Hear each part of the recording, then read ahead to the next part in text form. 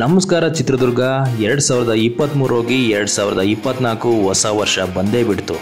ಈ ವರ್ಷನೂ ಸಖತ್ ಪಾರ್ಟಿ ಮಾಡಬೇಕಾ? ಗೋವಾ ಹೋಗಬೇಕು, ಅಲ್ಲಿ ಪಾರ್ಟಿ ಮಾಡಬೇಕು, ಇಲ್ಲಿ ಪಾರ್ಟಿ ಮಾಡಬೇಕು. ಅಷ್ಟು ದೂರ ಹೇಗೆ ಹೋಗೋದು ಅಂತ ಚಿಂತೆನೇ ಬೇಡ.